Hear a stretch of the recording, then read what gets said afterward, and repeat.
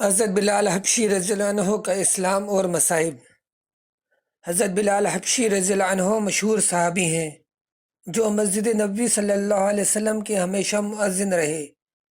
شروع میں ایک کافر کے غلام تھے، اسلام لے آئے جس کی وجہ سے طرح طرح کی تکلیفیں دیے جاتے تھے۔ امیہ بن خلف جو مسلمانوں کا سخت دشمن تھا، ان کو سخت گرمی میں دوپہر کے وقت تپتی ہوئی ریت پر سیدھا لٹا کر ان کے سینہ پر پتھر کی بڑی چٹان رکھ دیتا تھا تاکہ وہ حرکت نہ کر سکیں، اور کہتا تھا کہ یا اس حال میں مر جائیں اور زندگی چاہیں تو اسلام سے ہٹ جائیں، مگر وہ اس حالت میں بھی احد احد کہتے تھے، یعنی معبود ایک ہی ہے۔ رات کو زنجیروں میں باندھ کر کوڑے لگائے جاتے اور اگلے دن ان زخموں کو گرم زمین پر ڈال کر اور زیادہ زخمی کیا جاتا تاکہ بے قرار ہو کر اسلام سے پھر جائیں یا تڑپ تڑپ کر مر جائیں۔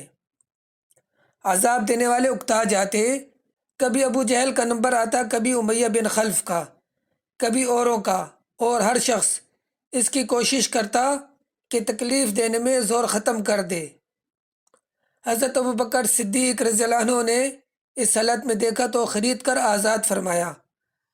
فائدہ: چونکہ عرب کے بت پرست اپنے بتوں کو بھی معبود کہتے تھے، اس لیے ان کے مقابلہ میں اسلام کی تعلیم توحید کی تھی، جس کی وجہ سے حضرت بلال رضی اللہ عنہ کی زبان پر ایک ہی ایک کا ورد تھا۔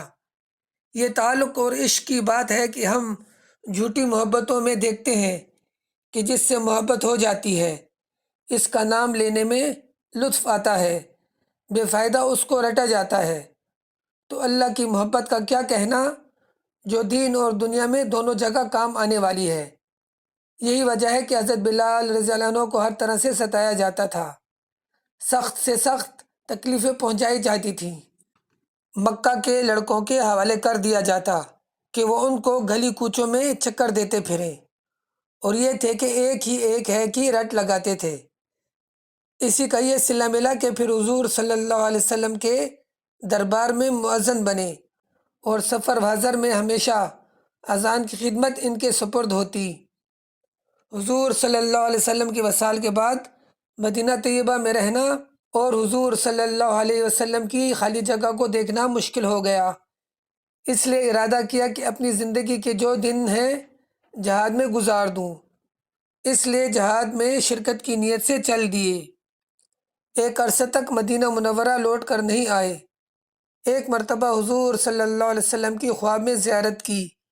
حضور صلی اللہ علیہ وسلم نے فرمایا، بلال یہ کیا ظلم ہے، ہمارے پاس کبھی نہیں آتے۔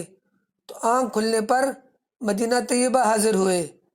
حضرت حسن حسین رضی اللہ عنہما نے اذان کی فرمائش کی۔ لاڈلوں کی درخواست ایسی نہیں تھی کہ انکار کی گنجائش ہوتی۔ اذان کہنا شروع کی اور مدینہ میں حضور صلی اللہ علیہ وسلم کے زمانہ کی اذان کانوں میں پڑھ کر کوہرام مچ گیا۔ عورتیں روتی ہوئی گھر سے نکل پڑیں۔ چند روز قیام کے بعد واپس ہوئے اور سن 20 ہجری کے قریب دمشق میں وصال ہوا۔